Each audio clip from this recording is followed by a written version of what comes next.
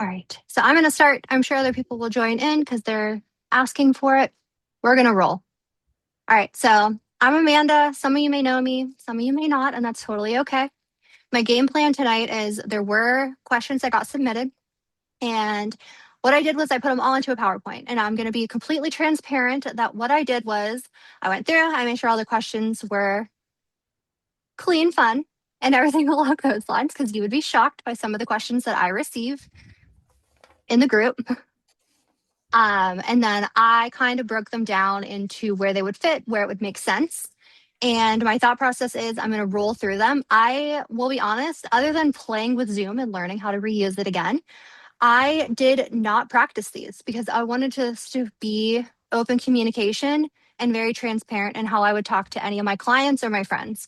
If I came in here and I just started spewing things at you, that's no fun. And that's not the real version of me. So, and I wasn't going to do that to anybody. My husband thought I was crazy. He was like, you should absolutely run through this. And I was like, nope, we're going for gold. So, I am not going to make this about being a travel agent tonight. Yes, that is my job. No, that's not what I'm making this about. In full transparency, it was the first question I got. So I figured what I would do is I would pop that on the first thing, walk through it, and that's the end of that. Other than you hear me say, I would say this to my client because that is something I would do. This is not about anybody becoming my client. This is not about me trying to sell anything. When I made the group, I specifically made it with the thought process of if I could help one person have a great time, because as we know, these aren't cheap, then I've done something nice and I've done something great and I have helped somebody. So that was my thought process because when I started sailing many moons ago, the Facebook things weren't really a thing. You could Google things, and there was some stuff oddly on Pinterest. There's still stuff on Pinterest, but that's kind of where I landed. And I had felt so confused and had no idea what I was doing. So when everything started to change and Facebook groups became popular and then I became an agent, that's what I did. But it was never about just to get sales. I've been blessed with everything, but just wanted to walk you guys through that. That's not what tonight's about at all. This first slide, just because it was the first question I got, I'm going to knock it out and we're going to roll.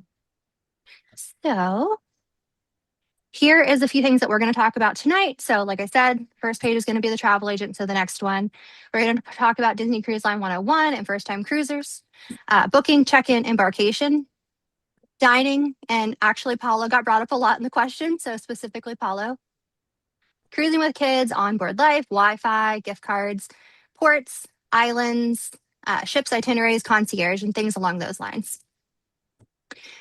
So as I mentioned, I'm going to roll through this pretty quickly. Does using a travel agent cost you more? No, it does not. What's great and what a lot of people don't realize, and it's actually a lot of things in our life. So think hotels, rental cars, pretty much anything that we go to that's an experience of travel. There's travel agent commission built into it. We're not paying more. It's just something they did because they essentially, for lack of better words and explanation, they want people to have somebody to go to that really isn't them and keeping their 1-800 line jam packed. Okay.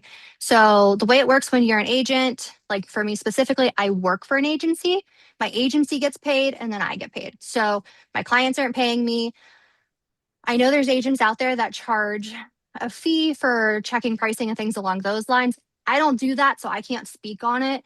I don't know the thought process on it other than they just want to make sure that it's somebody that really wants to work with them. But I can't speak on it. So what I can say on my side is, no, none of my clients ever pay me directly.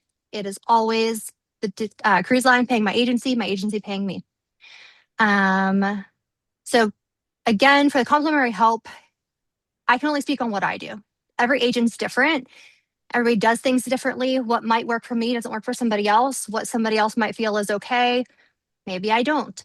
So I'm going to base it off of what I do, but I'm not speaking as to what everybody does. For me, what I do is I don't bombard people with things. There's people out there that just slam emails with things all the time. I don't do that. I like to have more of a friendship basis with my clients. And if they have a question, they can come to me. I could sit and look at somebody and tell them 10 things, and only one of those things is actually what they wanted to know. So now I have taken time away from them and their family to just spew things at them that maybe they weren't interested in, or they already knew it because there's YouTube, Facebook, all these platforms that can tell us things.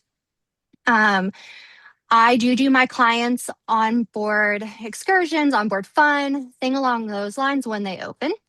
Some clients like me to, some don't. It happens at midnight Eastern Standard Time. So most often I am up during the week at midnight doing this for my clients. There are some agents that don't do this. That's okay. That's up to them. When it comes to check-in, I make sure my clients are prepared, but I am not able to do check-in for them. No agent should be doing your check-in. Does that mean they can't do your royal gathering? No, they can do your royal gathering. They shouldn't be doing your check-in. There's a lot of private information in there. And then, like I said, I'm here for my clients every step of the way. They text me, they call me, they email me. They could be on the ship and they're like, "Where's this?" My one, I love her so much. She actually sent me a message. She's like, "I can't find my passport." She was actively on the ship. And I was like, "Okay, I'm not there. Can't find it for you, but let's walk through our steps." We joke about it all the time. So that's just how I am. That's not how every agent is. Payments and perks. So I went over the payments already of how that works. Perks. There's a lot of people out there that think that we get gifted all these trips all the time. I actually pay for my trips. I've only been gifted one. I was really fortunate. That's not a normal thing. That doesn't happen all the time. So when people see me traveling with my family, I have paid for it. So that's not really something when it comes to the perk bucket, right? What is great about it is now I get to be like, "Oh, I'm going on there for work," which I am, but it's really fun to be able to say that. So I'm going to call that my perk. But again, we're moving past this. This isn't what this is about, but it was the first question I got, so I was going to answer it. First Disney cruise. Let's cover things that make the process feel overwhelming versus not. So when you first get on board, but I'm going to back it up a little bit. I'm not going to lie to you. Embarkation day is very exciting. Then it gets a little nerve-wracking. When you get to the port, it feels like the airport TSA. So if you've been to an airport, that's what you're going to feel like, okay? So they are going to have you go into lines. You're going to work your way through. You're going to go through security. You're going to go up to the desk. They're going to make sure everything's in order. They're going to check whatever documentation you have brought with you that you have already put into the system before sailing. So I use a passport, so I'm going to talk through my own. So they're going to check mine and my family's passports. They are going to check all of the information available to make sure everything's correct and you are set to sail. From there, what is going to happen is you're going to go through this really long line and you finally get to go onto the ship and you're announced onto the ship. They're going to, before you officially get announced, they're going to ask what your family name is. And then they announce it to the ship, like for us, "Welcome aboard, Pucky family." If you're anything like me, I cry every single time that they announce our name. So make sure you have your camera ready as you're coming off of the actual like walkway onto the ship, because they're going to scan everything for you one last time. Then they're going to announce you. And it's a really fun memory to have. So I always say have your camera going. Then, honestly, you're going to want to eat. So that is the number one thing that everybody wants to head to. You have a few options. You can go to the sit down lunch, and it's your welcome aboard lunch, or you can go to whichever buffet, depending on which ship you're on. The sit down lunch depends on which ship you're on. The best way to see what it is to get into your navigator app. Okay. It's going to tell you where lunch is, but also there are crew members that are available and they're going to walk you through that as well. They're going to say lunch is here or lunch is here, and this is where you can go, which is really nice. So that's usually number one. However, a lot of people love to either A, wear their swimwear onto the ship, or B, have it in their bag. This is because you can hit the pools, weather permitting, you can hit the pools as soon as you get on the ship. And that's really fun too, because you can beat some of the crowd as people are coming on. So just something else to keep in mind. Or if you're just not hungry, you can also walk certain parts of the ship. You can't get to everything. Your stateroom is not going to be available until at least 1:30. So you can walk certain parts of it. Think like your bigger parts, like your grand hall, or as they used to call it, the atrium, different little areas that have artwork and things along those lines. This is also a really nice time that if you need to stop by guest services, this is the time to do it as soon as you board. Because yes, a lot of people are thinking about doing that, but a lot of people are like, I want to go eat, I want to go to the pool, then I'll go down there. Anytime I have ever gotten on and I was like, oh, I need to run to guest services, I have maybe come across a line of 3 people. So this is an ideal time to go do that. This is also when, if you did not get the dining time that you wanted, most commonly first dining, it's going to be in your Navigator app again, and it's going to tell you where to go to make that request. So another thing that you want to check off your list if it's something you need to do. If you didn't get Bibbidi Boppity Boutique, if you didn't get Royal Gathering, this is the time for that too. You can go up to Bibbidi Boppity and ask what times they have available. You can go check in with the guest services and ask them about availability for Royal Gathering and or get placed on the list depending on what is available. You can also check your app. So when you first get to the port, before you're even on the ship, you can connect to the free ship Wi-Fi and scroll through and see if anything opened up. The reason that this is a prime time to check that is people need to cancel things 3 days before sailing in order to not get charged if there's a charge to something. So let's say an excursion you wanted booked out and you couldn't get it before the 3 day mark. Now is a good time that you could go and check there.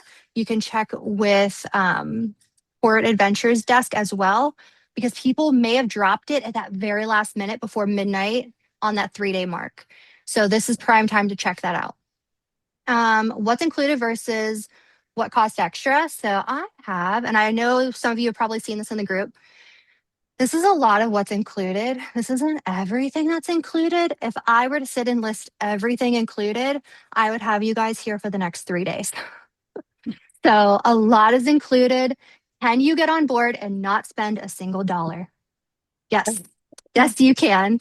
I have done it and I was super proud when I did. But adult beverages, specialty coffees, spa. If you have a child that's under 3 or under that's going to nursery, if you're doing any of the drink tastings, excursions, things along those lines, those are your add-ons, right? So, but most of these things you can find out what they cost before you go.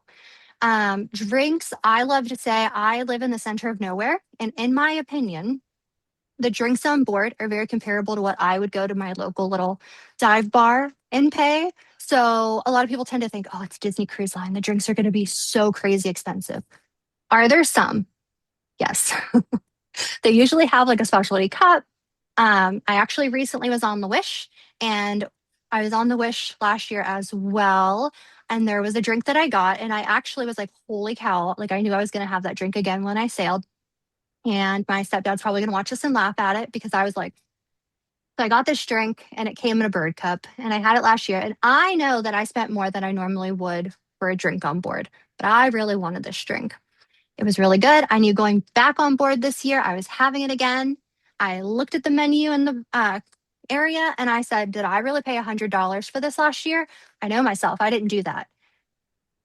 So ask, because no, I for sure didn't pay that, which I felt I didn't. I didn't, thankfully. It's if you want to buy the cup, but it doesn't say that on the menu. So there are certain drinks that do come at a higher cost. It's more about the experience of that drink. So this one being in the bird, that was the experience. So it's more than I would normally pay for a drink. There's other ones where they do like the bubble on top. You're paying a little more for the experience of it. But there are certain ones. Is there a $400 drink available on the Wish? Yes. It comes with a whole thing that you take with you, though. So is that for me? No. Is it for some people? Yes. And that is great. But reality is, majority of the drinks fall anywhere between 7, maybe 12, depending on what you're getting, dollars. Okay. So just wanted to point that out. I also love the specialty coffee on board. Highly recommend it. Get your little card. I believe it's for every 5 you have, you get a free one. So it's really good. I love it. but the majority of your stuff is included, which is really nice. All right. Let's see. All right. $1 million question. What is a fish extender?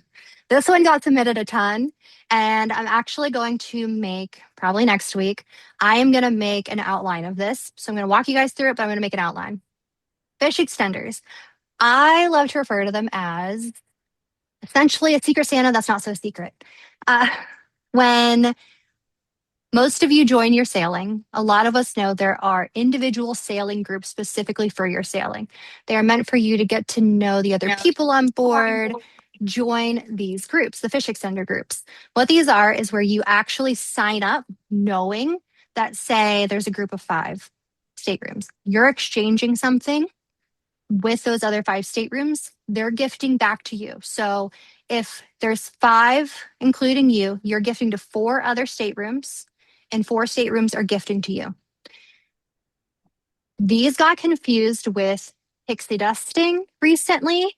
Pixie dusting is something that is not planned. It is you would walk past and give somebody something in what's hanging from their fish extenders, so their little bags. This one's not planned. You don't have to have XYZ amount of staterooms that you're exchanging with. It would just be more of a I'm passing by, or, oh, I saw your kid do something really nice and here's this for them. These two things got really confused, and there was a lot of upset in Facebook groups that were occurring because they were signing up for fish extenders thinking they were pixie dust, and people weren't actually exchanging. Those are the two differences. And I'll make a complete layout of it because it is a lot to explain and walk through. But again, fish extenders, planned, you are for sure exchanging. Pixie dust, not planned, just kind of doing it at your free will. Biggest first time mistakes to avoid. So if you overplan yourself on your first sailing, you are not taking in what the ship has to offer. My biggest advice for a first timer is take in what the ship has to offer to you, because the ship itself is a destination. There is so much, not only artwork, there are characters roaming, there are shows to go be seen. So don't overplan and think that you have to be doing something the entire time that you're awake while on board, because you are going to miss out on those little moments of, wow, I had no idea that was even on this ship. Now, before I move on, does anybody have any questions about any of this? Perfect. All right. So when should you book? What should you add? And when do all these become available? So opening day versus waiting for a deal. You guys will see me say a lot. Opening day is going to be the cheapest price you're ever going to see for the sailing. Yes, this is true in the sense of not thinking guaranteed stateroom. So if you book on opening day, you are locking in a price before the price rises. Disney Cruise Line, the way it works is as the ship fills, the price rises. Can you technically get a cheaper price down the road with a guaranteed stateroom? Maybe. And the reason I say it like that is when you get to the guaranteed pricing, depending on how full your ship is, you could technically pay more than what somebody else paid on opening day. So my biggest advice for this is, the reality is a lot of us don't know our schedule 15, 18 months from now. So we don't know if we can go on a sailing on opening day. My biggest advice is when you know that sailing is for you and that is what works with your schedule, your timeline, your budget, book it. Do not wait for a guaranteed option, because you don't even know if that ship specifically is going to offer it. We never know until it's here. So we risk losing great pricing to hope for something that might be the same or less when we get closer. Now, on the other hand of that, if you are getting really close to the sailing, typically under the 90-day mark, and you're like, I want to sail 2 months from now, this is prime time to utilize a guaranteed price. Because yes, Disney is picking your room. So when I say guaranteed, Disney is picking your stateroom for you. It's either going to be an inside, ocean view, Miranda, you get to pick which one of those options you're going to have, but Disney is going to pick which stateroom you have within that option. Can this work out really well? Yes, it can. I love guaranteed staterooms because a lot of the times I don't know when I'm sailing. Recently, I sailed 18 days after or before it was sailing. Does that always work out? No. My Alaskan, I booked in February of last year. So it just depends. I'm going to use my Alaskan as an example though. So I booked it on opening day in February of 2025. I sail September of 2026. Once we went back and looked because I was curious, I was like, I'm just wondering like how much it would be if I booked this. I looked, I want to say like 3 months ago. I was like, I wonder what it would be if I waited out of curiosity. It went up so much. So for my family of three, I was already paying pretty good amount because it's Alaska. Um, it went up $4,000 from when had booked it. And I was like, okay, yeah, like this is actually true. I'm seeing it with my own reservation. That's crazy. Can there be an opportunity for guaranteed staterooms to pop up? Yes. The other perk is I got the exact staterooms that I wanted because I did it on opening day. I knew where I wanted to be. We have multiple staterooms sailing with us because all of our family is going. So that's the other perk that I got. I got to pick where I wanted to be. I knew where I wanted to be. Disney wasn't picking my stateroom. So then travel insurance and prepaid gratuities. Travel insurance. I highly recommend travel insurance. I have had a lot of clients that have had to use it, unfortunately. Um, it doesn't mean you have to use the one through the cruise line. There are other options out there. Some even have it through your credit cards. So check that. With travel insurance through Disney, you can add it all the way up until your paid in full date. So you have time to work through it. It's for the one through the cruise line, it is 8% of your pre-taxed price. So definitely not a small amount depending on your sailing. You can typically get it for less through a third party. Just do your due diligence, but I do recommend having it. I had a client that literally made it onto the ship, had an emergency. They were still sitting in Port Canaveral and they had to get off the ship because of a medical emergency. And travel insurance paid them. They did not lose out on it. So I was really thankful they had it. I've had clients that have completely declined it and they have lost the full amount that they put into it. As I've said already, like we all pay a lot for these sailings. So just cover yourselves, but it could be through your credit card. So check there too. Prepaid gratuities. So prepaid gratuities are going to stay the same from the time pre-sailing versus on the ship. So right now for non-concierge, they're $16 per person per night. This doesn't change whether you prepay them or you don't. They're going to be the same. Here's where they go, because this is a huge question. Are the people that are supposed to be getting this, are they getting the full amount? With Disney Cruise Line, yes, they are. It is going to your stateroom host. It is going to your drink server, your actual server, and the head server. And they all get different amounts. Okay. So your head server, the one that's overseeing the entire dining room, is going to get less than your actual server at your table. Your drink server is going to get less than that actual server that's running the show for your table. These are the four people that are getting it. Now, with that said, there's still going to be gratuities on if you get an adult beverage, it's going to auto be on there. You can add more of a tip on there, absolutely, if you think you got a great service. But those are not part of your prepaid gratuities. They don't account into that because there's no for sure saying who's going to get an adult beverage. Somebody might not, and somebody might. So that part's not included. The other thing is I do recommend taking on some small bills with you. You're going to want to, most commonly, if you're utilizing the porters at the port to take your bags, whether you're driving there and dropping off your bag or using transportation, they are doing a lot of heavy lifting and they are getting your bags where they need to be. So I, for one, I do tip them. So I like to take some fives, some ones, things like that. Also, your, went right out of my head, I apologize. Your room service team. So when they bring you your food, my rule of thumb, and this isn't for everybody, but my rule of thumb is for every item I order, they get $1. Even if I only get 2 items, though, I'm giving them 5. That doesn't mean anybody else has to do that, but they are not getting a tip for bringing it down to your room, preparing it, anything along those lines. So I'm always thinking of them as well. The other thing is if you have an excursion booked, you're going to have a team that's going to guide you on this excursion.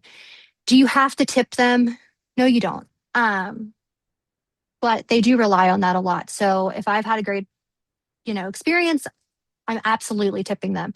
So just things to think about. It doesn't mean you have to tip outside of your means. Do what makes the most sense for you. Do not do anything that you're like, this is going to make or break me. Don't do that.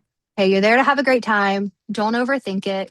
Hey, what makes the most sense for you? And that's different for everybody. Passport. Oh, go ahead. If you do the prepaid gratuities, you still have the option to give them extra at the end, You correct? do. You do. So that's a great question. I'm glad you brought it up. So the night before, you get little envelopes in your room and they have little pieces of paper that you peel off, and they're going to have your servers, what you've already paid them or what's being charged to your account for them. And you're going to stick those in there. You can absolutely give them more money. If you do not have cash on you for them, you can go down to guest services and get it added on through whatever card you have on file. So either way you slice it, you can absolutely add more. These people work so hard for us. I have always had an amazing experience with them. And if you're a first time sailor or getting ready to sail, it's going to blow you away. I have the worst memory known to man. And the fact that they remember who I am, who my crazy kid is, and what his favorite things are, I God bless them because I'm like, I would have forgot already. They do amazing. They want you to have a great time. If you are having something that you are like, I really wish it was like this, or like this isn't like the best, talk to them. They are human too. Communicate with them. Say, I really wish maybe, I don't know, I'm going to use towels. I really wish I could have extra towels. They're going to get them for you. Just be open to communicating with them because they are covering so many people. They might take a little longer to get to you.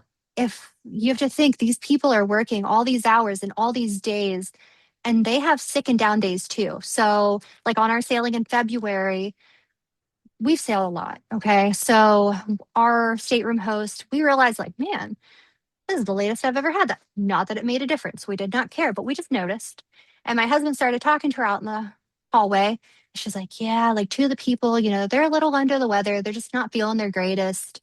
I'm covering all of these rooms. So just be mindful. Like they're doing a lot. There's a lot of things behind the scenes that are going on. But if you communicate with them, they are going to do their absolute best. They're going to figure out a solution. Just be open to that communication. Um, so passports and travel documents. So before I hop too far into passports, and again, this is my belief, take it, leave it, whatever. Um, I get a lot of questions in the group about the passport cards. Yes, you can use them. You absolutely can. Yes, they are cheaper than the passport books. Here's why I don't recommend them. In my opinion, they aren't doing anything too exciting that is more than a birth certificate because you cannot use them to fly. So if we're talking money, in my opinion, again, and some people will completely disagree with this, and that is absolutely okay. I think if you are going to either go passport or birth certificate, go passport book. You are just throwing money at a card for no reason because it is not doing you any real service. So now if I'm picking between passport or birth certificate, I'm going passport book all day long because in the event that something happens and you are in a port, you have the opportunity to, when well enough, fly home with your passport book. A birth certificate, you are not flying out of there. And this is goodness forbid. I hope this never happens to anybody. But if it did, you are now waiting to be able to leave. So this also goes for if there's an emergency at home and you need to get off, and we're going to use St. Thomas. No, I'm going to use Tortola. I apologize. We're going to use Tortola. Say something has happened at home. My sailing is still going on for 4 more days. I'm now in Tortola. I need a flight because I need to get home. Your birth certificate, you're not getting there. Passport, you're going to be able to leave. Passport card, you're not. So I do highly recommend passport books. With that said, I can speak from my own experience. I have sailed with birth certificates. That was our first sailing. And like I said in the beginning, and some of you may have missed it, did I know everything that was going on way back then? No, there were not all these Facebook groups. I learned everything oddly from Pinterest. It was really weird times. Uh, so, looking back, would I have sailed with my birth certificate with my family? Knowing now what I didn't know then, probably not. Can you? Yes. And I am not going to sit here and tell you not to. If that is your choice and what you feel is best for your family, Disney Cruise Line says if you are a US citizen and you are sailing a closed loop, which is leaving and returning to the same US port, that you can use them. If that is what makes the most sense for your family, do that. There's no wrong answer to that, okay? So it is what's best for your family. But if you are asking me, I am going to say passport card or passport book all day long. Check-in, port arrival times, and transportation. Okay. People die on the hill of check-in time. Okay. So it opens for everybody a little bit differently. I have a screen a few screens away that breaks it down for new sailors, silver sailors, gold, platinum, so on and so forth. I'm going to go with the realm of new sailors. Your check-in opens 30 days before you sail at midnight Eastern Standard Time. Is it the end all be all to be the first on that ship? No. I know we all want to spend as much time on there as possible. Please don't let this get you down if you get like a 1:30. It is absolutely okay. I actually kind of prefer those times because there's less people in the port at that point.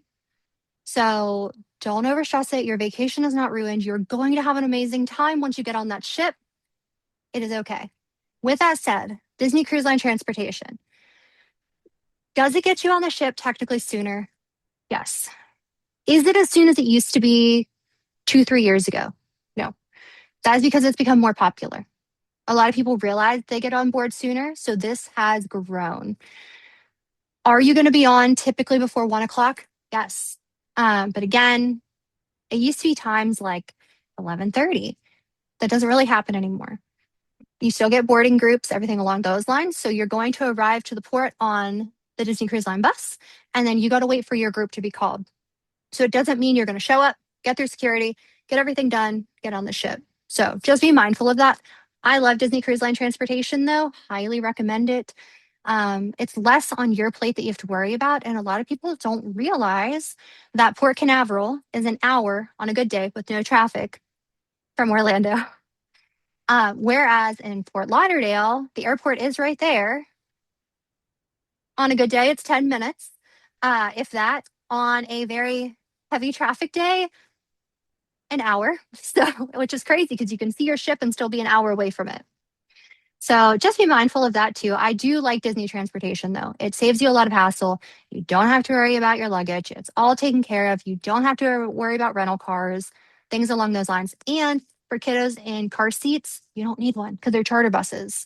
So that's one less thing that you have to worry about flying with, packing, stowing away. So I like it. I think it's great if it fits your budget and works for you. When activities and excursions become bookable, I also have that screen a few screens away, but I'm going to go with new sailors. So this is going to open up, and I know that the app says when you're paid in full, you can start booking activities. I know it deceives everybody. I don't know why it's listed that way. The reality is for first-time sailors, no matter when you pay for it, it is 75 days out from sailing at midnight Eastern Standard Time. Now, a lot of people don't realize that you can, and you can Google this, it's the easiest way to find it, or you can just go on Disney's site. But the easiest way to find it is you can literally Google Disney Cruise Line Port Adventures and then roll through and find where you're going and get an idea. Keep in mind, though, that Disney is constantly changing what lives up to their standards versus what doesn't, and what they're going to keep and what they're going to get rid of. So, something that might catch your eye might not be able to be booked when the time comes for your sailing. I actually ask my clients to give me their top 3 picks when it comes to me booking things for them, because do things, and this is another screen a little further down, but I'm going to go over it now. Do certain excursions book up entirely before it even comes to your window? Yes. Is it super common? No. I've only seen it a handful of times. If it's like a specialty sailing, like these 10 nights for the fantasy right now, a lot of things are booking up on there because these aren't places that people are going constantly. Um, that and the excursions for Grand Cayman, they tend to book up really quickly. So just things to keep in mind. Now, your ones on Disney's island destinations, no, those typically aren't going to book up all the way. I do recommend still being on there at midnight Eastern Standard Time so you at least have your fair shot because just think how many people are brand new and how many people are going after the same thing as you. All right. So dining requests, kids club, lunch, pools, exploring. This is day one. What are we doing? So what needs to be done right away? I kind of touched on that a little bit ago.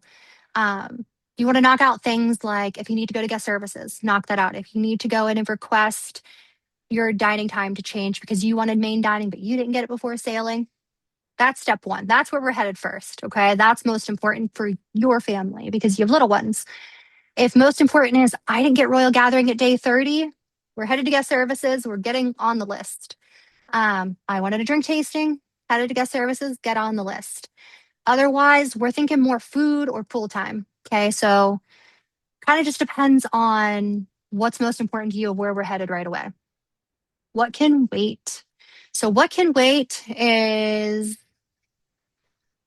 this is my opinion character meet and greets on day one and the last day. Everybody is super excited at this point. Everybody wants to make it up to see Mickey Mouse and Minnie Mouse, and the line is a little crazy. That's also going to be on your last day as well. So if you can meet up with them, there's going to be tons of opportunities during your sailing. So head throughout your sailing. Don't stress doing it on day one. This is my opinion. Some people will disagree with me. Totally fair. The other thing is people love to run to Kids Club to register. You don't have to. We have actually never done that on day one. We always like to just go when our kiddo wants to go the first time. They will get you registered. You do not have to worry about knocking it out on day one. With that said, if you are waiting until your kiddo is ready to go, you don't want to go at the exact time that you need to drop them off. So if you have something planned at 6:30, you don't want to show up there at 6:25. Give yourself a little spare time to get everything registered and all set for yourself so you're not late to where you were headed. Um, Also, for kids clubs, specifically those different ones, you can also go in and explore them at this time. That's going to be your open house timeline. There's other ones through all the sailing, but on day one, lots of open house time. So, us adults, we can roll through, we can see the really cool setups, we can get a feel for where the kids are going to be during the week. So, that's a lot of fun as well. And also, we get to meet the people that are going to be working alongside the kids. So, really important, in my opinion. Does it mean you have to go right then and there? No, don't rush down there. It's going to be a ton of people. Um, so I know I say this a lot, but do what's best for your family. Even though it can make sense for somebody over here to do this, it doesn't mean it makes the most sense for you. So just think about what's most important and roll from there. Don't think just because it's somebody else's top priority that it has to be yours. All right. So this one was I'm confused about rotating the dining rooms. Is there an upcharge to dining? Things along those lines. So rotational dining, each ship minus the adventure, which on this specific call, I'm not going to focus on the adventure. So when I'm speaking, just know that I'm talking about every ship minus the adventure because that is a whole nother animal. Uh, it is amazing. It blows my mind. But for today's call, we're talking about everybody else. So rotational dining on the ships, you're going to go through three. Depending on the class of ship, you're going to see certain dining rooms that are on multiple ships. And typically you'll have one that's a little different to each ship. And rotational dining, we know that there's minimally 3-day sailings. You are going to go through each dining room at least once. If you do a 4-night sailing, one of those is going to be twice, and so on and so forth. So 7-night sailing, you're going through one of them 3 times and the other one's 2 times. Okay. So you are going to make it through all of them. Your dining team is going with you. So you do not have to stress about meeting new people every single night for your dining team. They're coming too. You do want to talk allergies with your dining team on night one, even if you have documented it in full transparency. What we tell them shoreside, whether it's on the app, and this website calling in does not always go across to on board. They mean well, they try, but sometimes those two communications are lacking. So always tell your dining team about any dietary needs every single time without fail that you sail. Now, they will document this on their end and they will make recommendations based off your dietary needs. Disney Cruise Line is amazing with this. For the buffet areas, there's going to be signs that you see that if you have dietary needs, please alert them. For the quick eats by the pool, you can also alert them. It's going to take your food a little bit longer to come out, but they're going to follow that. Same thing goes for the island. Your dining team will typically ask you if there's any restrictions that they need to be aware of on the island, and they're going to work for that because your dining team isn't only just serving at dinner. They're going to be your ones that you see in the buffets. They're going to be the ones that you see on the islands. They are working with you the entire time. You might not have your dining team, but they're going to document all of this.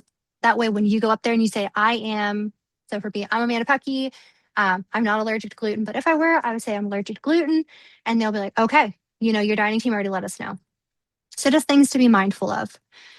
But you are going to go through all three at least once. Now, on sailings that are longer than 3 nights, you are going to have a pirate night. You are going to have a pirate night menu. On 3-night sailings, you're getting the pirate night experience. You are not getting the pirate night menu because they want you to have the menu that is for each individual dining room experience more than they want you to have a pirate night dining. So just keep that in mind. Let's see. Main dining versus second dining. Main dining is the number one thing we see, right? Everyone's like, I didn't get main dining. I really want main dining. It's really important. So it's really important for some people. It's not important for others. Things that you want to think about is if main dining is important and you don't get it before you sail, hop over to guest services or not guest services, I apologize.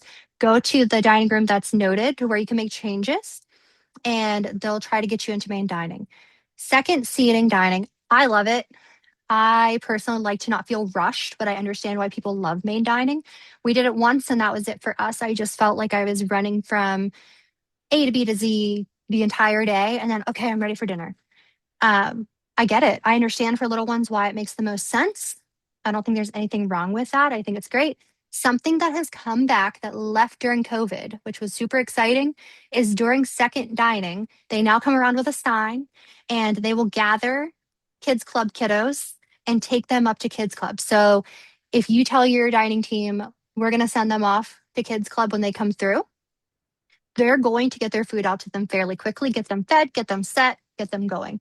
So that is something that has come back. So if you have not gotten main dining, you have not come off the list, and it's just not in the cards, there is that option, and it's really nice. When it comes to the shows, if you are main dining, you're going to the shows second. If you are second dining, you're going to the shows first. So you're not missing shows no matter which one you're on. You are seeing the show if you want to. Same thing goes for deck parties. So I'm going to use Pirate Night as the example. There's a pirate night show during main dining. There's a pirate night show during second dining. And then there's the fireworks for everybody after everybody's done and they have full bellies. So you are not missing anything in that sense. The photo shoots that are during main dining for second dining and vice versa, you're getting all of that. You're getting those character meetings. You are getting the same opportunities. So you're not losing anything no matter which one you're in. Now, I've touched on the late dining with little ones, breakfast options. So the question when this one came in was, it's not talked about a lot. And I agree. They were like, I see that you can do room service. So there is going to be a sit down breakfast open. It's going to be based on your ship. Sometimes it's not common. Occasionally they'll change throughout your sailing. Not a common thing. Usually where it is where it is. It'll be in your app of where you can go. You are able to go do that. You can actually, there's a sit down option for lunch too. So just keep that in mind. So no matter which meal, you can always do a sit down dining option. Also for breakfast and for lunch, you do have the buffet area, so an option. And you always have your room service option 24/7. Give yourself time on the room service option. Unless you're actually putting the placard out on your door the night before for what you want, you're going to probably wait about 45 minutes. So be mindful of that because a lot of people are ordering, they're waking up late, trying to get the kids fed, things along those lines. Something that I didn't realize people didn't know is for any meal, You could, well, not any meal, so breakfast or lunch, and you go to buffet, you can take your plate down to your stateroom if you want. I didn't realize a lot of people didn't know that, so I just wanted to throw it out there. Um, Also, you have quick eats by the pool. The tricky part with this is it's not for breakfast, and you want to be mindful of the time. So check your times in the app because if there's a show going on for a deck party, they're going to close early. So don't be like, last minute, I'm going to eat dinner up there. Take a look at it first just to see what times it's available. Now, you can go to some of like the bar pub type things, and some of them do have small food options, but again, only during certain hours, and those do cost you extra. Just throwing out there. I will say a lot of them have like a huge pretzel. My family will die on the hill of the pretzel. I pay, I think it's like $8 every single sailing for that pretzel. So there are options. Some of them have burgers, things along those lines, but in the bar pubs, they cost you extra. They're not available for breakfast. Which Palo experience would I choose?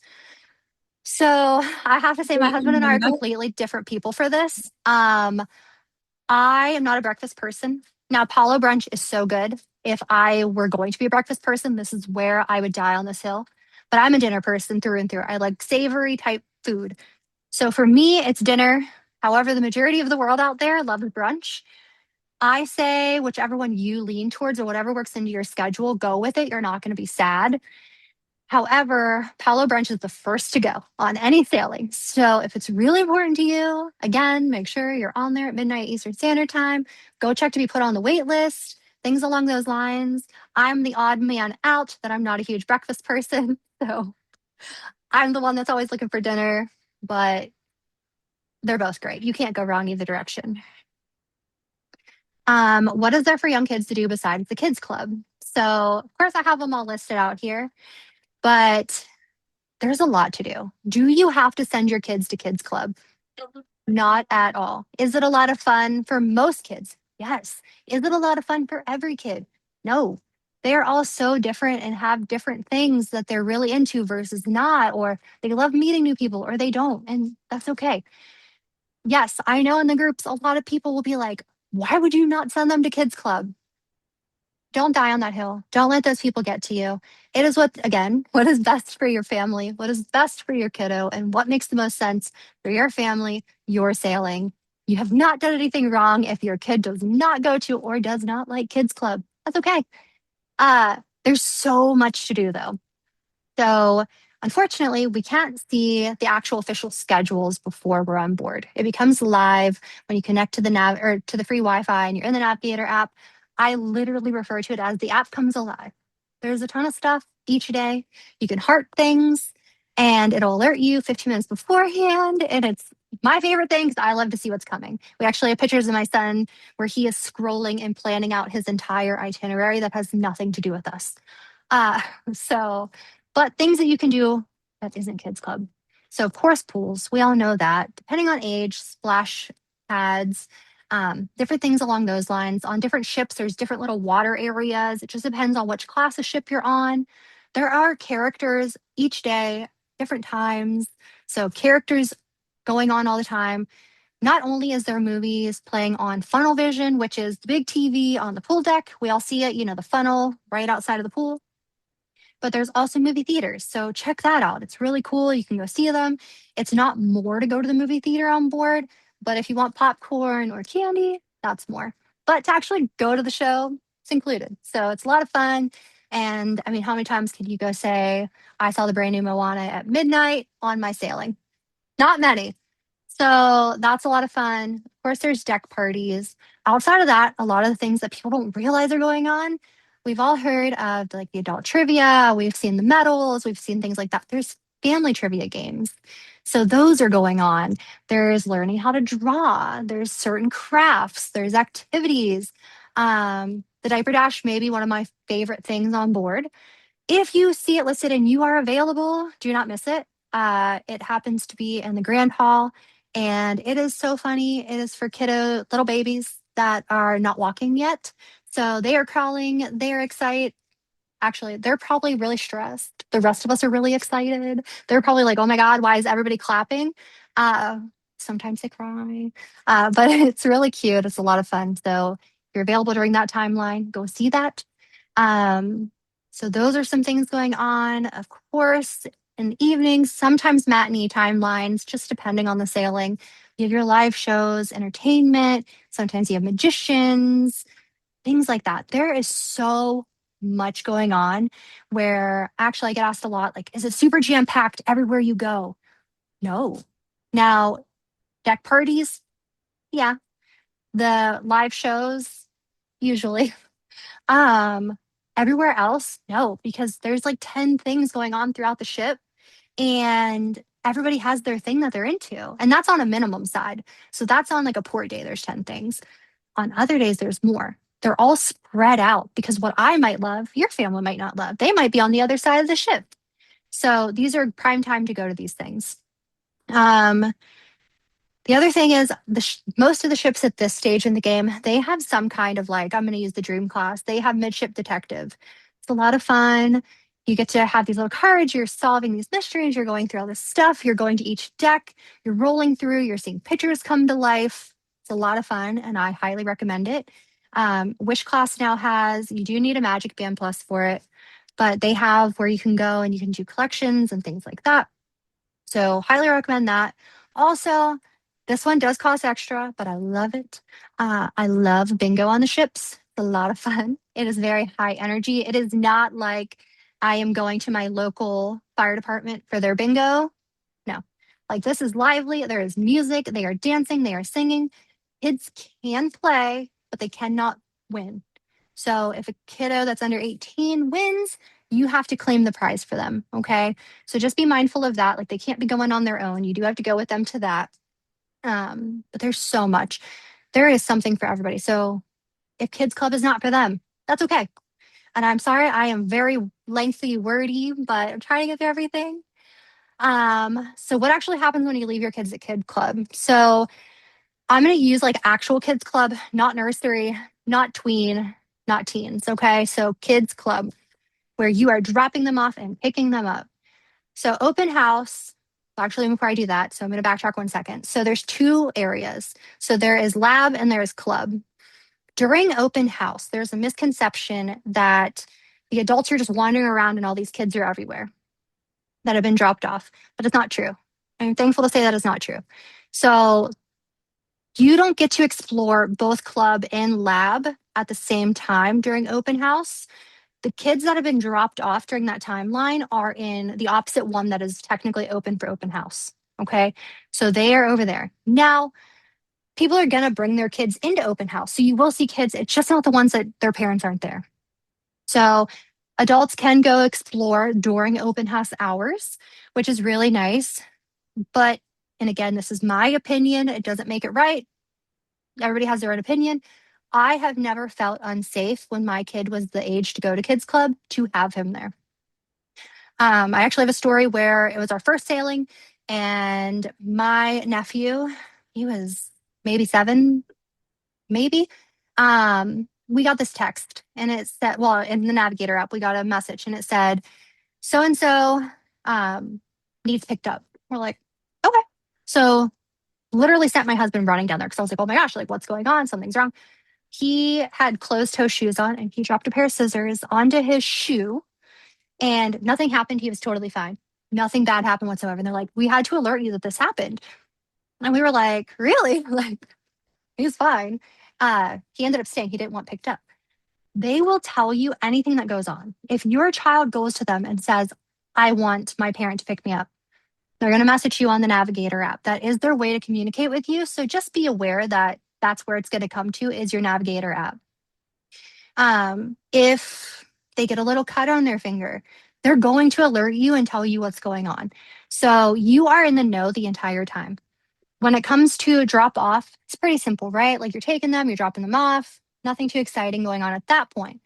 When you pick them up, when you do your check-in, you actually set a password that you have to utilize in order to pick them up. Plus, the reason, not the only reason, one reason that we put pictures of ourselves when we're doing check-in, they are looking to make sure you are who you say you are. They are making sure you are the person that is aligned to pick up this child.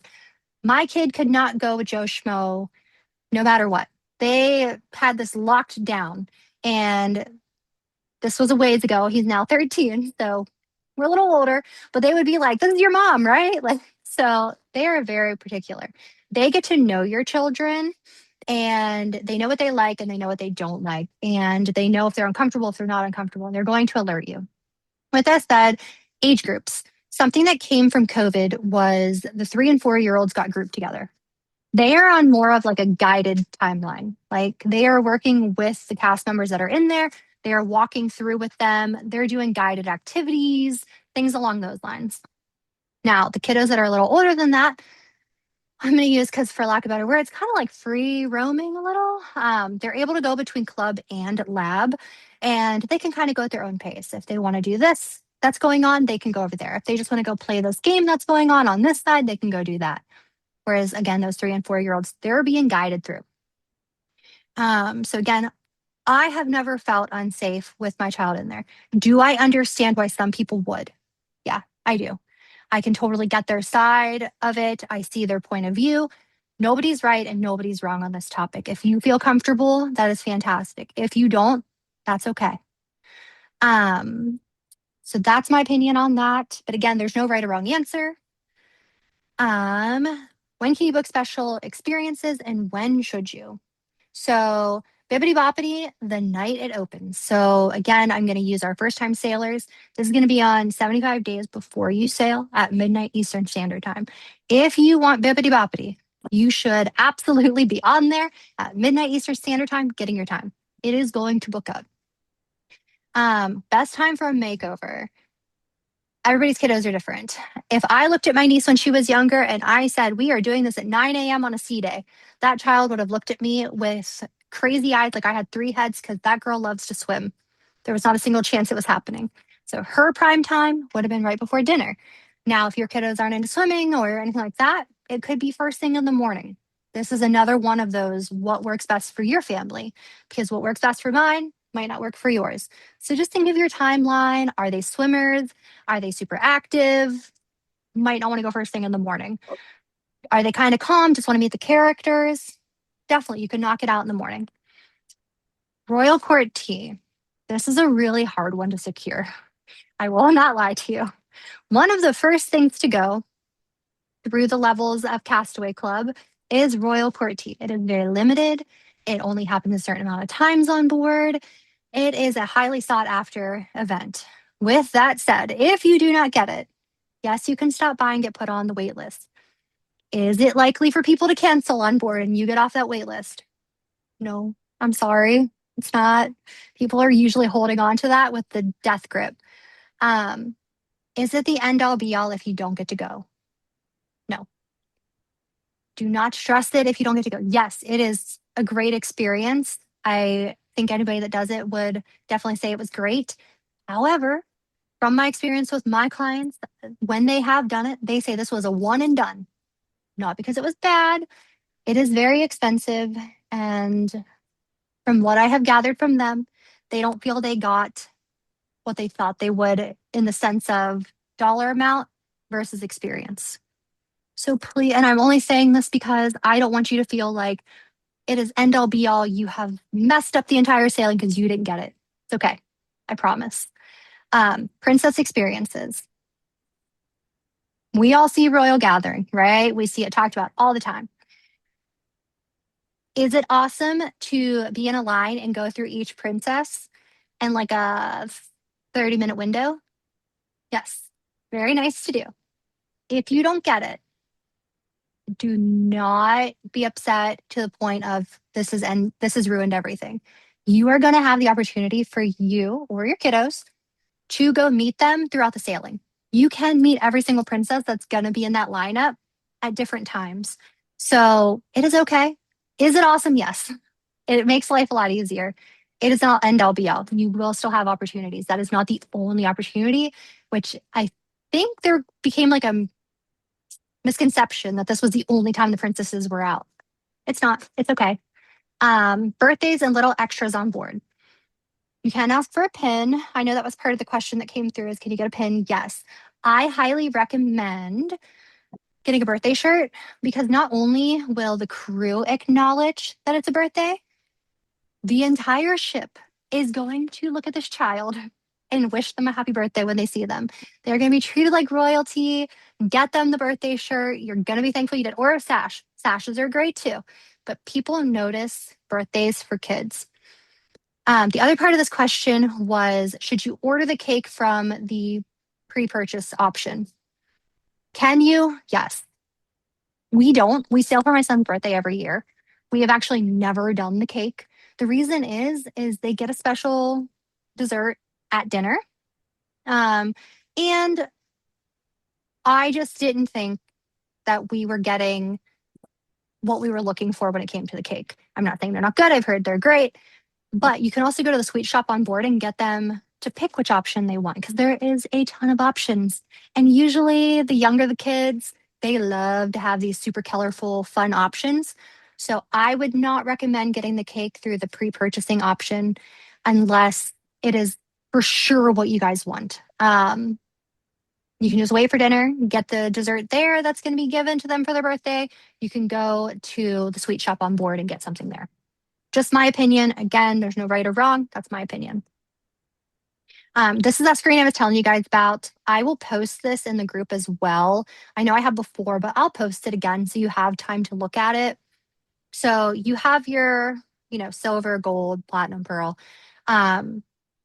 This didn't add on, they just didn't have the option for like first time sailors. So first time sailors, your booking itineraries do not open for general public because you're first time. So you are the general public. So you don't get to book things sooner. For the activities, that's a 75-day mark. I know you guys have heard me say a few times. Select port arrival time, 30 days out from sailing. You don't have an exclusive area to go to the terminal. Don't stress it. Not a big deal. I've been sailing a lot. It's not end all be all to have a special line. And you don't get, this is one of the big questions, do I get a lanyard on my first sailing? No, you do not. So if you're going to be utilizing your card and not a Magic Band Plus, then definitely bring yourself a lanyard. You will not get one until your second sailing. Okay. Also, on that front, if you have sailed multiple times and you are having somebody brand new in your stateroom, you will get your lanyard. They are still a first time sailor. They will not get one. So just be mindful of that, okay? Because that definitely is a misconception as well, that everybody in the stateroom gets, the highest tier. You get the perks of the highest tier of your highest person in that stateroom. They don't get lanyards though. Disney gift cards. Can they be used for specialty dining, spa, onboard expenses? Yes, they absolutely can. I personally, this is my little tip and trick, and I'm sure a lot of people have already caught on, which is great. Once I know if I'm adding excursions, if I'm adding a drink tasting, if I'm adding rainforest room, I will go buy discounted gift cards. For me, it's Sam's Club. That is where I go. That's not where everybody else goes. Everybody has their different thing, Target, Costco, BJ's, things like that. And I will get enough money to cover what I know I'm spending. And then you can put them into your onboard account. You can do it right through the app, right through the site. It's going to be where you can purchase things for you to receive the day you get on the ship. In full transparency, when you get on and you connect to the free ship Wi-Fi and you get into your account, it's not going to show right away. Okay. A lot of people panic. It is going to show usually around 8:30-ish p.m. Eastern Standard Time. Do not panic. Do not rush to guest services. It is okay. It is shoreside trying to communicate with guest services.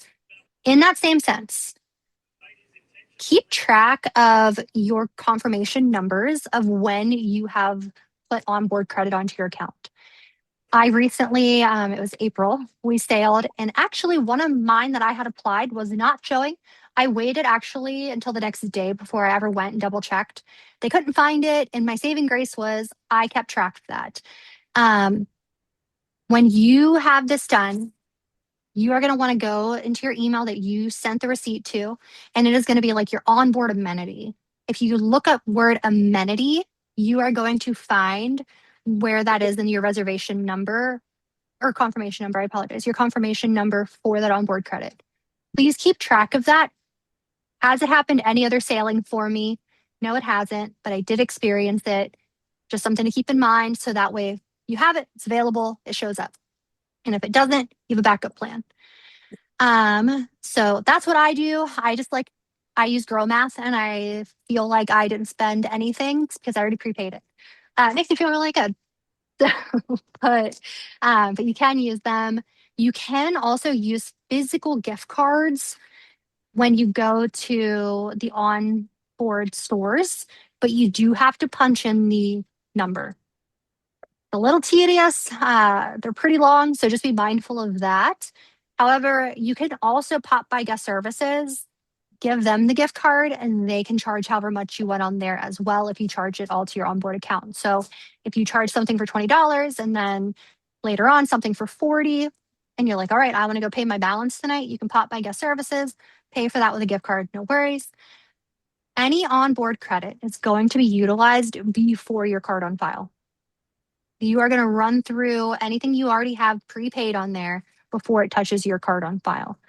Also, you can utilize cash, but there's going to be cutoffs. So for anything under 5 night and under, your limit per day, or once you hit it technically, but they'll tell you per day is $300. So once you hit that $300, you cannot spend $1 more. It's going to shut off your spending for anybody that's attached to your spending. You do have to go down to guest services and pay off your balance. So just keep that in mind. So that'll cover that part. I think I answered all of that. Any questions on this? Because I know it can get a little confusing. Okay. All right. Do you need to pay for Wi-Fi to use the Navigator app? No. There is free ship Wi-Fi that you can use for your Navigator app. So with that, you can go without buying any of that. Now, you can use iMessage and you can use WhatsApp. It is not for picture sending or video sending, but you can use those two options for general texting. And you can text people back home on either one of those as well. They don't have to be on board with you. So if you only need to text, you technically don't have to worry about any additional Wi Fi. You can use the free ship Wi Fi. If your Wi Fi acts up on board, it happens. Drop by guest services, they'll help you fix it. If you need to be sending pictures, if you need to do video calls, because you cannot do any type of traditional phone call. So if you need to do like an over Wi-Fi call, you do want to up that. I'm going to be honest, anytime I have tried to use the next step up Wi-Fi, it has never worked for me. So I gave up on that and I go to the streaming. Am I streaming other things on board? No. Like I'm not watching Netflix or anything like that. I just think that first range of the paid Wi-Fi, it has never worked for me because I'm emailing and it takes 10 years for email to even load. I think it's a waste of your time. And that's just me being blunt and transparent because I've never had a great experience with it. My husband's never had a great experience with it. But you can try it, see if it works for you. If it works for you, great. If it doesn't, you can upgrade to the next one. And it's not that you have to pay twice, you just pay the difference. So something to think about, see what works for you, see what doesn't. Connectivity at Disney's Island. So it's not great. It has gotten better. You used to have no form of connection at all. So we've upped from that. There's still some down areas. They are working on it. You will end up finding Wi-Fi. So just be aware it is there. They're working on making it better. I would say it works about 50% of the time on the islands. Okay. And again, that's just me being open and honest, but it used to not work at all. So this is a huge step in the right direction. Because once you're on the islands, there was no communication. You couldn't use the Navigator app. Nothing worked. We're getting there. 50% is not bad. Night owls, what is usually available late on board? Well, transparency, the ship pretty much goes down about midnight. There is going to be different things going on in the lounges and the pubs, things like that. There's going to be, some adult fun going on, adult trivia shows, adult like match your mate going on a little later in the evenings. Some nights you got your deck parties going on. You have funnel vision rolling at least until midnight, depending on how long that last movie is. It could be longer. Um, but really, things aren't going to be, you're not going to see them be open until 2, 3 in the morning. That's just being honest. You're not going to see that happen. What I will say is years ago, we could only watch Disney movies on our TV in our staterooms. We have upgraded. We actually get to watch other shows, other things going on, sports. If you're anything like my family, for some reason, only when we're on vacation, we turn on HGTV, only on vacation. I have no idea why. So thankfully, we have upgraded in that sense. There are different things to watch. But yes, the ship pretty much is starting to wind down at that midnight time. You can walk the ship. You have availability to do that. They're not going to tell you not to. So if you're somebody that just wants to wait until the areas are completely free, you can get some really cool pictures in the Grand Hall once the whole rest of the ship goes to sleep. It is empty. That is prime time to go take your pictures. Even if you are not a morning person, I highly recommend getting out there and seeing the sunrises up on deck. It is so nice, or on your veranda, depending on if you have one. It is so nice. You'll be thankful you did at least do it once. Highly recommend that. What should you prioritize on Disney's island destinations? So I'm going to kind of lump this in a little bit. Don't overbook yourself. This, at least for your first sailing, if not more, do not overload yourself with excursions. There's so much going on the islands that you are going to miss if you bombard yourself with excursions. Castaway is more of a Disney destination. Think more character based. Theming is more Disney. Lookout is going to be more Bahamian styled. Okay, so completely different worlds, but thankfully they are very up to Disney standards. So if you're going to both islands, do not think that, oh my gosh, I'm going to be bored when we go to the second one. They're completely different options. But what I would say is do not overwhelm yourself with excursions. I know that doesn't quite answer that, but again, it depends on what your family's into. There's splash pads, there's water areas, there's slides.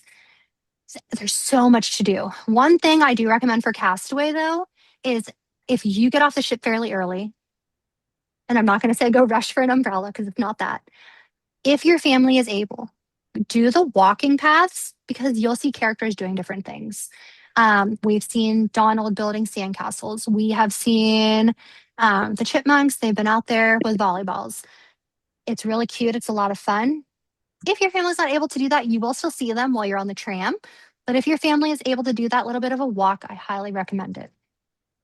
Family friendly activities. The majority of things on these islands are family friendly, except for on the adult only side of the islands. Okay. So anything outside of there, super family friendly. It's kind of like on the ship. Yes, there are some adult things going on. Majority of it, it's for all of you. How to do castaways 5K. So this gets really confusing for people because pre-COVID, you signed up, you got off the ship early, you went and did it, you got your medal because you were out there doing it before the rest of the ship was even off the ship. Now, you're at your own pace. You don't have to sign up for it. You're going to go over, it's on the honor system. You're going to go over, you're going to do it. There's going to be signs everywhere, by the way. And there's water all along the route as well. And then you're going to stop by the bike area, tell them you did it. They're going to give your medal. So it's a lot easier. I know this isn't part of the question, but I know I get it a lot. Lookout is supposed to have a 5K coming. It is not up and going yet, but it's coming. I don't know how that's going to run. My best guess is it's going to be really similar to Castaway because people are so used to it. So my guess is it's going to be similar, but I'll update everybody once it's officially going, but it's not ready yet. Should families explore NASA, stay near port, book an excursion?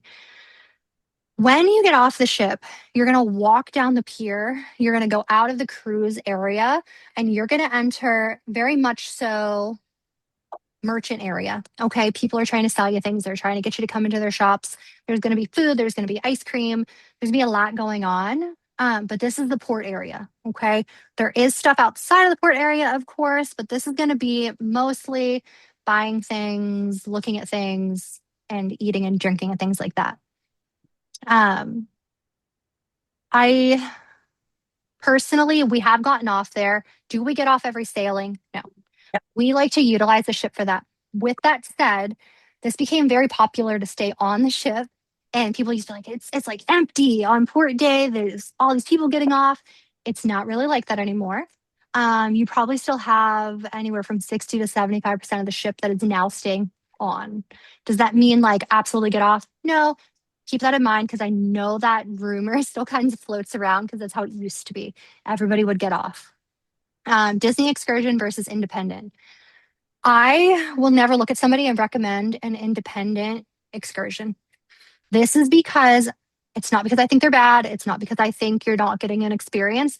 It is because if you miss that ship, it's not waiting for you. It is leaving. See you in the next port if there is a next port, or see you back at home. So, Disney excursions, yes, they do cost more than if you went and you did it through an independent one. They are getting you back to the ship. If for some reason, and I have seen this happen over the years, they cannot get you back to the ship that day, they are getting you on there at the next port. Like they are going to figure out how to get you there. But if your excursion is running over, got a flat tire, and it's running 30 minutes late, the ship is waiting because you're on a Disney excursion. If you're on an independent excursion, which typically you're going to see Disney excursion alongside that independent one in the same van half the time because it's the same company. But if you are not one of the lucky ones that happens to be on with all those other Disney people and you get a flat tire, the ship is not waiting for you. They are going to leave your documents at the pier. You are going to have to figure out getting to the next spot. I don't recommend it. I really don't recommend it with little ones because goodness forbid your family of 5 is trying to figure out how to get to the next port. But I don't recommend it at all. I can honestly say that I have never booked an excursion through an independent company. I do not plan to. I'm not missing the ship. We have spent a lot of money on that trip. I'm not doing it. I'm not going to look at anybody and recommend it. Do I have clients that do it? Yes. Have they had great experiences? Yes. But I'm not going to recommend it to you. Staying on board is always an option. Gonna kind of add on to this a little bit. People tend to think that if they use a birth certificate that they cannot get off in the ports. False. You absolutely can get off in the ports. You can still go see things. It doesn't keep you on the ship by any means, but staying on board is an option, and you can come and go as much as you want as long as you are back on before the ship is headed out. There are going to be times listed everywhere. It is going to be told to you. It is going to be on your navigator app. It is going to be on screens as you're getting off the ship. There's going to be a ton of signage telling you when to be on that ship. So make sure you're back. I recommend being back no later than 30 minutes beforehand. I touched on these ones already for the most part of when you can book excursions and things like that. And again, I'll post that in the group this weekend. That covers when they become available, booking windows, popular experiences touched on that. That one I touched on. Family friendly and economical choices. It really depends on what your family likes. I get a question of like, which one would you recommend? What might work for my family might not work for your family. My family could be more of like a beach side of things. Your family could be more adventure driven. So I always say like, yes, I'll give you what we have done and loved. I think it's great. This was a great experience for us, but look through that list, which again, for anybody that wasn't here earlier, you can literally Google Disney Cruise Line Port Adventures and get an idea of what is available for you before you sail. Wish, Treasure, Fantasy, something else. Is there a universal best ship? No, all the ships are amazing. You can't go wrong on any of them. I live by that. I truly believe it. Um, First time with little kids, a lot of the times I will point them in the direction of, not that it makes it better, but I will point them towards Wish class, just because I think that the splash pads and the areas for the kids and even like the nursery and things, I think it's great for them. Families with teens, if I was literally just looking at their age, I am going Dream Class because now they have updated that. And for Edge and Vibe, they have their own hot tub Okay. and it is really cool for them. So I would lean that direction only for that reason. For adult only families or adult children, I'm going to come back to fantasy and dream because the adult area on there is really cool. I do, and people might think I'm crazy, I do love the adult areas on Wish Class. I know a lot of people don't. I think it's great. I've never been upset with the adult areas. So I think they're all great in that sense. But if I was looking at adult children and adult only families, I would go dream class. Ship versus itinerary versus budget. When I'm working with clients, I'm looking at budget first. Okay. That is going to be where we start because you have a dollar amount in your head that works for your family. And then from there, we're going to look at itineraries and we're going to say, okay, within this budget, this is where we can, these are the options we have, these are the timelines we have.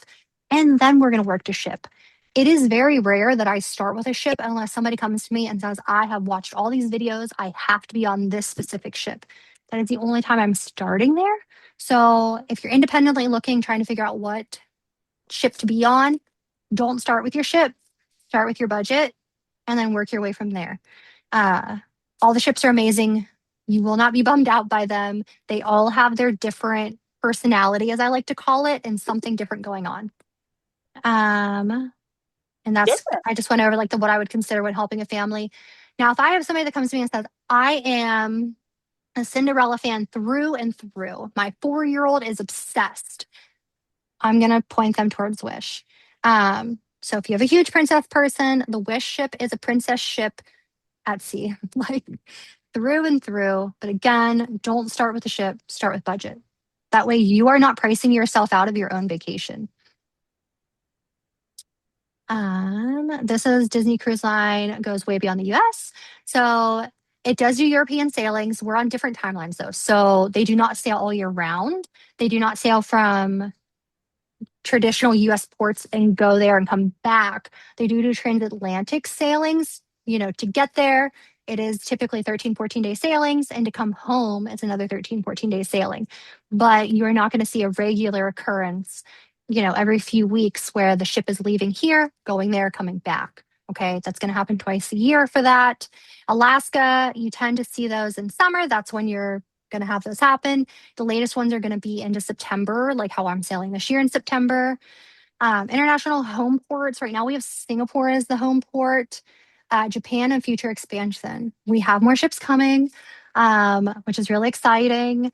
We have the Believe coming. I'm hoping that we hear more at D23 next month. So I'm really excited to hear and see when it's supposed to come. Rumor is the end of next year. So everybody cross your fingers that we hear more about that. But we don't really know until Disney tells us. So I like to put it out to the group as soon as I hear more and keep everybody in the loop. But I do know there's more ships coming. I do know that the Believe is coming. I've already put all that out to everybody, but I don't know if we're going to have different ports yet. Japan is supposed to be something that is going to occur. There's definitely rumors and things like that. So we're just going to keep our eyes open and hope we hear from D23. Why itinerary releases matter? They matter because we could see changes that haven't been around for years. We recently saw Disney Cruise Line sail in Australia, but then we also saw them come out of Australia. That's not going to be a regular occurrence. So we never know what's coming with the next drop until it's here. So it's really exciting to see what is coming, where are we going, where are we staying. Then the next one could come around and all of a sudden we're pulling ships out of places. So if there's somewhere that you see land on an itinerary release and you're like, I have to sail there, or I want to sail from or to there, whatever the case may be, do it when it's there because we don't know if it's going to be there again the next time. So just keep that in mind. Things are ever changing. Ships are moving. Things are happening. Oh, okay. Is concierge worth it? I recently got to sail concierge for the first time ever. I loved it. I really had a great time. Will I die on the hill that I have to sail concierge every single time? No. I was terrified that I thought I would. And I was like, oh my gosh, this is going to change my sailing perception for forever. I did think it was amazing. I had a really great time. We really enjoyed the concierge pool area, the hot tubs, the lounge area, the sun deck. I thought it was really great. And I was really thankful we did it. Something I really loved, and I'm not saying like I wait in super long guest service lines all the time, but something I really loved was we had a dedicated guest service set of people. And I didn't have to wait in any lines. They knew exactly who I was. They fixed things right away. So that was a huge perk in my book. That was actually when I had the onboard credit issue, and she fixed it so fast I was blown away. So I really loved that. I loved the team. You get two stateroom hosts, which I thought was really cool. There are like upgraded amenities and things like that. But would I die on the hill that you absolutely have to do it every single time? No. Did I love it? Did I love getting to go in and pick our seats for the shows early? I did. I thought that was really nice. I knew exactly where I wanted to be. Um, so I really enjoyed that. I enjoyed being able to board first. That was really cool. I enjoyed the area that we got to sit before boarding. So there was a lot I loved. Um, but I still like the general sailing too. So will I die on the hill that you have to do it? No. Is it a great experience if you have the means to do it? Yes. But also don't price yourself out of your vacation because you're getting treated amazing across the board. Who do I think will get the most value from it? In my opinion, I think people with younger kids will get a lot of value from it because you have quieter spaces when it comes to the lounge, the sun deck, and like the hot tub area. It's very quiet, it's very peaceful. And if your kid, my kid is not a baby, obviously, he's 13. But this child, if he could have lived on the concierge sun deck for the entire 4 days, if we let him, he would have. So kids that like quiet, kids that like calm, people that get overstimulated quickly, I think this is definitely the way to go. Older sailors, I definitely think this would be great for them. Um, People like the ones that are adult only sailing, also really nice for them because it is quieter, it is calmer. So that's my opinion. I'm not saying it's right or wrong. I'm just saying it's my opinion. Everybody feels differently about it. I think it's great. I think if you have the means, go ahead and go for it. It's great. You're not going to be sad about it. But again, don't price yourself out of your vacation thinking you have to do it to have the best experience. Unique layouts and hidden gem staterooms. So there are some on different ships, and the best way to get these is to book on opening day. And once opening day hits, these are gone. Those rooms that have extra space, these rooms that have verandas that are deeper, everything along those lines. Your sailors that have been on board multiple times, they know where these are, they know where these hidden gems are at, and they are going for them. So it is very rare, unless somebody cancels, that you're going to land one. Um, you won't be sad with any stateroom that you land. So don't think if you didn't get that extra space on the veranda or you didn't get this extra space in the room, while it's great, that you're going to have a bad time. But that's really the way to get these. Um, what to prioritize when choosing a room? First time sailors, I highly recommend going midship. Um, if you have never sailed any ship before, you don't know if you're going to get seasick. So I highly recommend choosing midship. I like to be at least in like the middle range of the ship. So not too low, not too high. Most times, unless that's the only availability there is, I personally don't like being right under the pool deck. Do you hear a lot? No. But you can hear things during like the busiest times. And one other place that you tend to hear things is under the buffet area, but only in the morning when people are shuffling chairs around. So it's not awful. So is it end all be all to land there? No. A lot of times I actually choose brand just because of the option to be under the buffet, not because I want to hear the chairs, but that's usually where you can find those longer verandas depending on which class of ship you're on. There's a question about Destiny beds and why they're harder. So I definitely understand where you're coming from on this one because it was harder. In my opinion, and what I have put on this is it's because they're not broken in yet. So it is the same brand, it is the same style, everything's the same as the other ships, but the other ships are more broken in. They've had more sailors sleeping on them, things like that. So these ones just need a little bit more time to be broken in. So it'll get there. I'm sure it'll be comfier next time you're on board. But everything's the same. It's just the fact that it hasn't been sailing as long. Special bedding requests, you can request more pillows. You can request additional blankets, things along those lines. So definitely options. These ones have I'm sorry, I've kept you guys forever. This was way longer than I thought, and I haven't stopped talking. 7 cabins, multiple generations, and lots of kids. So, how do we make all this work? So, you definitely want to link your reservations. You can do this in your app. I know that recently somebody said that they did this and they weren't sat together for dinner. I have never had that happen in all of my sailings or any of my clients. I'm not saying it didn't happen. I'm saying there must have been a glitch, and that really stinks that it happened. But I've never seen it happen, but I was really sad to see it did. So if you put everybody in your app, you're all going to be linked for dining, and then you'll all be, if you're small enough, at the same table or right next to each other. So that'll take care of dining together. You're going to be on the same schedule. You're going to work through that together. You're going to have, depending on how big your party is, the same dining team or 2 sets of dining teams that are working in tandem. Um, Coordinating without doing everything together. So this is my family's rule of thumb. We do sail with a lot of family.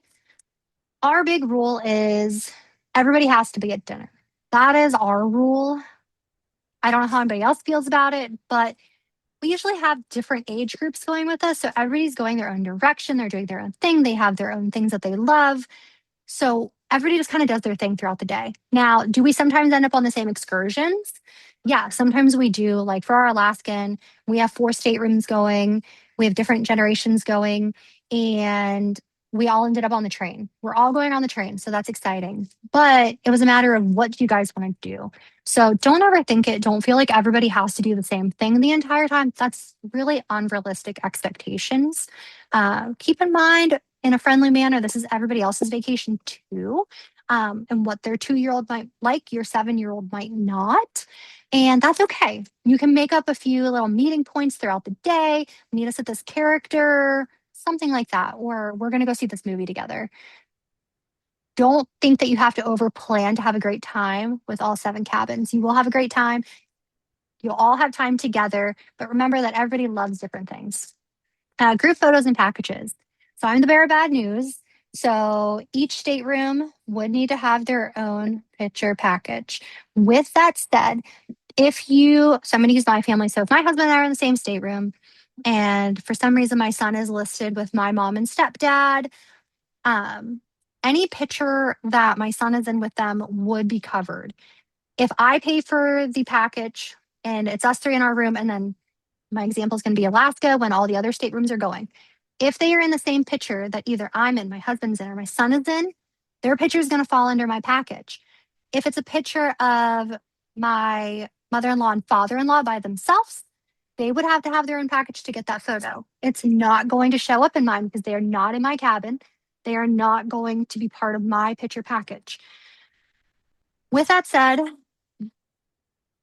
I'm not going to say this is 100% because I've seen it happen. I've seen it not happen. So Shutters on Board is a third party company. Okay. Are there people that can go to Shutters and request because they have staterooms that are sailing with them to get a discount? Yes, it has happened. Does it always happen? No, please do not die on this hill that it exists, because I have had it where they're like, no, we're not doing that. That's not an option. Then on other sailings, it's been, yeah, absolutely. We'll give them 25% off. You get more flies with honey. Remember to be kind. Remember these people are working. They're doing what they're told to do. So sometimes it could be yes, sometimes it could be a no. It could be their training. It could be rule changes. Is it worth asking? Yes, just be nice about it. Okay.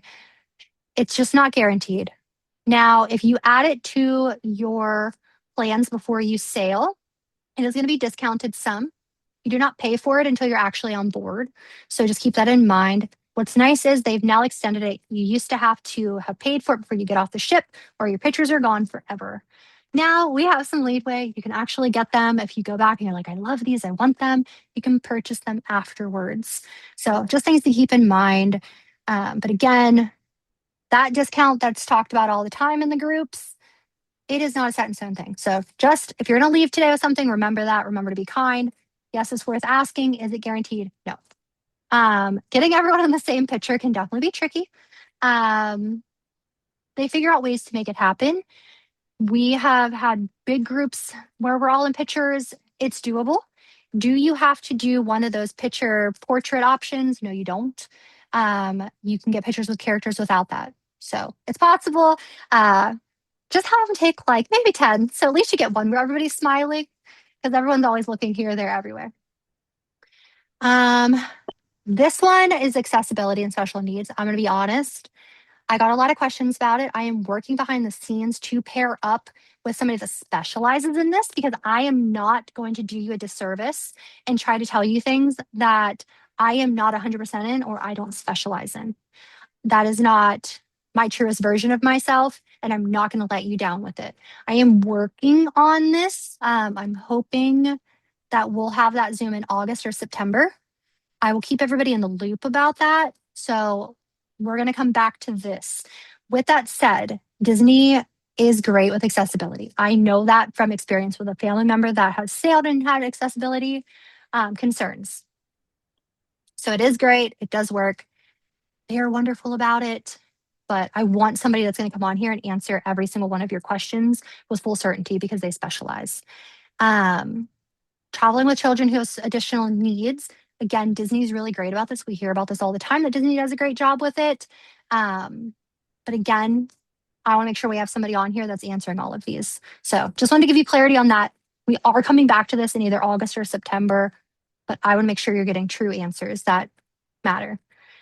I'm going to skip this and see if any of you have questions because this is about me and I have talked nonstop. So please ask me anything. This was way longer than I thought it was going to be. So I'm so sorry. Maybe I should have cut the slides in half, but I wanted to answer all the questions. So if anybody has any questions, please don't hesitate to ask. And if you don't, then I will answer these quickly and then I'll let you all go. Okay, so I'm going to roll through, but stop me if you have a question. My best experience on Disney Cruise Line. We did a stingray excursion in Grand Cayman. It is something that my family still talks about constantly. It was our best experience, yes, on Disney Cruise Line, but also off the ship. If I'm speaking about on the ship, I could not narrow it down to one thing. There have been so many amazing moments with my family that have just been pure magic. And I know, like we say, like it's Disney, but truly, it allowed my husband and I to feel like kids again alongside our son. So I have always been very thankful for Disney Cruise Line. That's how I fell in love with it because my husband's full time military and seeing him act like a kid alongside our son was really what sold me on it and why we go sailing constantly. It is our time to be kids. Favorite things to do on the treasure is 100% without a doubt go see Moana. You're not going to be sad if you saw Moana. It is so good. My sister, who is not a crier, bawled like a baby. What do I think everyone should experience at least once? Watching a Funnel Vision movie. It I like to do it at night because then it's the stars, you hear the waves, and I think it's a lot of fun. They do have blankets on the pool deck that you can get in the towel areas. So that's my one thing that you should absolutely do at least once. And I already touched on why I love it. It just brought magic truly to my family and allowed my husband and I to be kids alongside our son. And if you stayed here for the entire hour and 42 minutes that I've been talking, you are all champions and I appreciate you. And I'm so sorry. I did not think that it would take me that long to get through everything, but hopefully you learned something that maybe you didn't know before, or maybe I answered a question that you didn't even know you had. And I hope that you had a great experience with it. And I'm hoping to do these every month or bi-monthly, just depending on the interest in them. Now we've got through the big one. Now I know that we cannot answer that many questions in the same one. So I will cut them down. I promise not to go over an hour next time. But thank you for being here. And I'm so thankful to have you all in my group. And if Amanda, I you, just have a yes, quick question. I'm sorry, I yes, tried to turn on my mic a second ago and it like took me out of the thing. good. With the bands that they offer, I know that they're not required, but if you have a kid or I don't have a little kid, but a teen, do they get a band whenever they go to the clubs? So your older kiddos will not. Um, They can still use their key to the world card though to get in and out. They actually have to take their card with them no matter what for those clubs because they put a sticker on them that says like, they've been registered here. So, especially for the older kids, if you're leaning on do I want it, do I not, do I want to spend the money on it, you can really get away with not having it because they have to take their card anyways. So, it really just depends on if you're going to sail again more often, if you're going to go to the parks and be able to utilize them, is where I would say, like, if you're going to utilize them more often, get them. If you're not, and you're just going to get them for this specific sailing, I would pass on it. They have to take their card anyway, so I would pass on it in that sense if you're only going to use them for the sailing. Okay, okay, thanks. And one more question, I'm sorry. Mhm. Um, You're good. so say I want, or my husband and I want to be somewhere at one point, and our kids want to go somewhere. I mean, I know safety and security is there, but Mhm. how would you feel comfortable wise, like me saying to my kid, "Oh yeah, you can go to this event while my husband and I are somewhere else," if that makes sense. Yeah, that makes sense to me. So as I mentioned, I do have a 13-year-old. Um, Now that he is older, we do allow him to go do things on the ship. We're very aggressive when it comes to rules for him, though. So it is amazing, as big as the ship is, how often you will accidentally run into them just in passing. Uh, it is very interesting. If I see him doing something that he should not be doing, if I see him being disrespectful, if I hear that he is being disrespectful, he is now no longer allowed to have freedom. He is fully aware of this. We have this communication before we sail. Not that my child is bad, disrespectful, and it's not that my child cusses a lot. He does not. But I am very. You better use your Mickey words because I know you are 13 and I know how kids are. So he knows the rules. So set those up and before you get there, before you're on the ship, explain. Exactly where your stateroom is. Make them very aware of that. Make them aware of the maps, well, not maps, but like the keys for the ship are at the elevator area. So if they get lost, where do you head? To an elevator. You're going to be able to find where you're at. You're going to be able to find where to go. That is going to be your go-to space. I'm not sure if your kids have phones or anything like that, but they can communicate to you over Navigator app, through the app. iMessage works, WhatsApp works. They can communicate there. We have our son check in with us a lot. Or another rule we have is if I message you, you better answer. He's very quick about it. Not so much in everyday life, but when on board, he is. So we set those in place. And then our rule of thumb is you have to be at dinner. I expect you at dinner. I want to check in with you, see how things are going. So those are our rule of thumb. Again, he is 13, so it depends on ages. I'm not saying, I know you said your kids are older, uh, but like I'm not sitting and going to look at somebody and be like, oh, your 8-year-old should be running around the ship. No, definitely just be mindful. Keep in mind of your children, not only their ages, but their maturity level.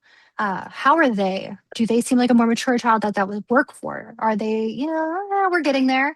Maybe not. And that's okay. Everybody's kids are different. So what works for mine might not work for yours, but check ins are definitely important. Just remind them to do all of those. Be mindful. If there's other guests, no running, no shouting, things like that. Just your normal checklist that you would have if you're going anywhere would be my suggestion. Thank you so much. I appreciate it. Not did that answer your question, I hope? Yes, yes, you did. Both Perfect. times. Thank you. Thank you. Not a problem at all. All right. I am so sorry that I kept all of you. But thank you so much. And if you have any questions, don't hesitate to reach out to me. I'm available and I will be posting this in the group over the weekend at some point, and you'll have access to that.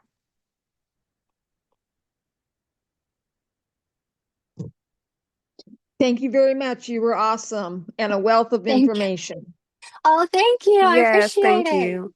Thank you. Have a good one. You too. Bye-bye. Bye, guys. Thank you.